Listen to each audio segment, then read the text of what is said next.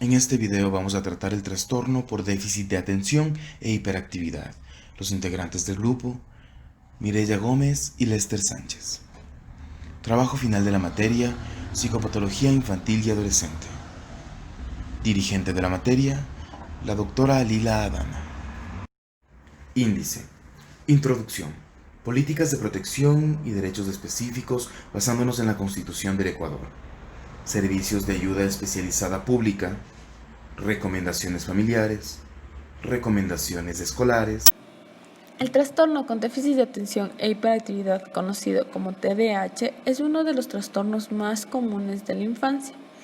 El TDAH es una patología de etiología genética y neurológica que prevalece en un estimado del 3 al 7% de los niños en edades escolares y en los adolescentes. El núcleo del diagnóstico de este trastorno se compone de 3 elementos fundamentales: la inatención, la hiperactividad e impulsividad. Estos síntomas aparecen antes de los 7 años y se deben presentar en 2 o más ambientes. Esto tiene como consecuencia un deterioro clínicamente significativo en los niños y en los adolescentes en las actividades sociales, académicas y laborales. Las principales características que presenta el TDAH son los niveles de actividad que están por encima de lo normal. Podemos mencionar como la actividad motora excesiva y las características de temperamento difícil, como el llorar excesivamente. El TDAH tiene distintos factores de riesgo. Estos factores se pueden presentar como riesgo prenatal en el embarazo, como el bajo estado de salud de la madre, la ingestión de medicamentos y el consumo de alcohol. A su vez, se pueden presentar riesgos perinatales en el nacimiento. Pueden ser el sufrimiento fetal, la duración del parto que sea más de 6 horas, y también es muy importante el peso del bebé. Políticas de protección y derechos específicos. Antes de ahondar en el tema, es necesario tener en mente la definición de la palabra discapacidad, ya que en los artículos que vamos a ver a continuación no dice específicamente qué discapacidad, solo dice discapacidad. Entonces es necesario entender qué significa esa palabra. Según el diccionario de Oxford, discapacidad es la falta o limitación de alguna facultad física o mental que imposibilita o dificulta el desarrollo normal de la actividad de una persona. En el artículo 11 de la Constitución dice lo siguiente: todas las personas son iguales y gozarán de los mismos derechos, deberes y oportunidades. Nadie podrá ser discriminado por razones de. Entre toda la gama de razones encontramos discapacidad.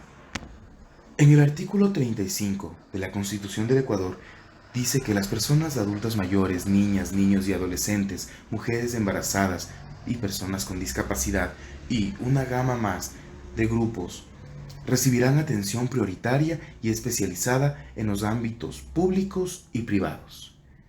Y el Estado prestará especial protección a las personas en condición de doble vulnerabilidad. Derechos específicos. Sección sexta de la Constitución del Ecuador. En el artículo 47 encontramos lo siguiente: el Estado garantizará políticas de prevención de las discapacidades. Se reconoce a las personas con discapacidad los derechos a. Entre toda la gama de derechos, encontramos 3 que nos parecen importantes, fundamentales y necesarios. Literal 1. La atención especializada en las entidades públicas y privadas que prestan servicio de salud para sus necesidades específicas, que incluirá la provisión de medicamentos de forma gratuita, en particular en aquellos que requieren tratamientos de por vida. En el literal 5, en cambio, dice lo siguiente: el trabajo en condiciones de igualdad de oportunidad que fomente sus capacidades y potencialidades, y todo esto a través de políticas que permitan su incorporación en entidades públicas y privadas. Y en el literal 7 dice lo siguiente: una educación que desarrolle sus potencialidades y habilidades para la integración y participación. Se garantiza su educación dentro de la educación regular. Los planteles regulares incorporarán trato diferenciado y los de atención especial, la educación especial. Todos los artículos antes mencionados se encuentran en la Constitución de la República del Ecuador, año 2008. El único fin y objetivo de estos artículos es el de proteger y el salvaguardar tanto la vida como los derechos de los grupos vulnerables, entre estos grupos vulnerables las personas con discapacidad, ya sea física o mental. Servicios de ayuda especializada públicos.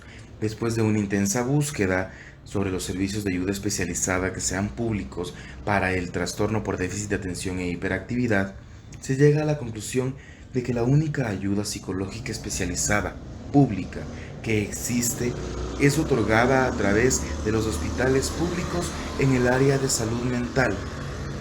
Recomendaciones familiares. En el ámbito emocional, se recomienda tratar siempre con respeto, evitando comentarios que ridiculicen lo que diga o su comportamiento, o el uso del lenguaje irónico, que da un mensaje negativo. Utilizar el lenguaje de la autoestima, que es un lenguaje positivo. También se recomienda el manejo de la frustración y la modulación de los enojos, debido a que se les resulta muy difícil poner la emoción en perspectiva, mandarla a un lugar lejano de la mente y seguir con lo que tiene que hacer. También se le recomienda evitar sobre reaccionar cuando su hijo desobedezca o se mete en problemas. En el ámbito social, se recomienda evitar la continua crítica en el ambiente familiar. También se recomienda, para comunicarle algo importante, se debe elegir momentos en el que se encuentre receptivo con las personas y que no esté enfadado ni frustrado, ya que deben estar en unas situaciones que convenga para poder tener esta comunicación. En lo cognitivo, se recomienda la organización de las tareas y materiales, estimular el tiempo, priorizar y prepararse en las tareas de trabajo. También se recomienda el utilizar la memoria de trabajo y el acceso a los recuerdos. Es muy importante también que exista una concentración, sostener la concentración y cambiar el foco de las tareas. En lo conductual, se recomienda ofrecerle al niño oportunidades de éxito, apoyando a analizar correctamente sus dificultades y supervisando a menudo sus tareas para que sean correctas. Es muy importante el monitoreo y la regulación de las acciones propias. También es importante que se use consecuencias breves y razonables para el mal comportamiento, ya que usualmente los castigos largos no son efectivos. Recomendaciones escolares. Aquí vamos a topar 4 ámbitos que son muy importantes. El ámbito emocional, social, cognitivo y conductual. En el ámbito emocional tenemos 2 recomendaciones. La primera, se recomienda a los docentes poner principal atención en la mayoría de emociones inmersas en el proceso de aprendizaje del alumno diagnosticado con el trastorno por déficit de atención e hiperactividad, o TDAH. En el ámbito social, en cambio, encontramos las siguientes recomendaciones. Se recomienda a los docentes el ofrecerle cierto tipo de consejos al alumno diagnosticado con TDAH.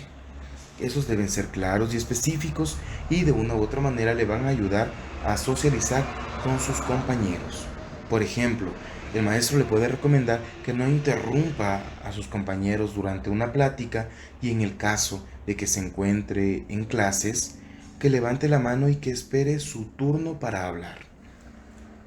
También se les recomienda a los docentes que separen las parejas o grupos que no funcionan bien en conjunto y que siempre trate de ubicar al niño diagnosticado con el TDAH cerca de un compañero que sea un modelo apropiado. ¿Qué es un modelo apropiado? Es un compañero atento, responsable, respetuoso, ordenado y que cumpla con sus tareas. En el ámbito cognitivo, en cambio, encontramos las siguientes recomendaciones. Primero, los niños con el trastorno por déficit de atención e hiperactividad necesitan un ambiente estructurado. Por ello, se recomienda a los docentes el uso de listas de tareas, recordatorios de clases, recordatorios de actividades, etc. También se les recomienda a los docentes repetir y apuntar las instrucciones de la tarea en un lugar que sea 100% visible para todos los estudiantes, en especial para la persona que ha sido diagnosticada con TDAH, ya que los niños con TDAH necesitan oír las instrucciones más de una vez. Y como tercera recomendación en el ámbito cognitivo, tenemos que se recomienda a los docentes dividir las tareas largas en tareas cortas, ya que se ha demostrado que las tareas largas por lo general agotan y aburren a los niños con este trastorno, y probablemente eso va a repercutir en una respuesta emocionalmente negativa y que no va a culminar ni cumplir con la tarea. Ahora en el ámbito conductual, de las recomendaciones conductuales, tenemos las siguientes. Primero, se recomienda a los docentes que los niños con este trastorno, con el trastorno por el déficit de atención e hiperactividad, formulen algunas de las reglas de clase, que las comprendan y entiendan, y en tal caso, pues que les ayuden a entender y comprender, ya que las personas con este trastorno establecen su confianza a razón de lo que se espera de ellos. También se recomienda a las instituciones el ubicar a los niños cerca del escritorio del maestro, ya que eso va a apoyar mucho al momento de alejarlo de los diferentes estímulos o distractores que pueden llegar a ser un problema para él.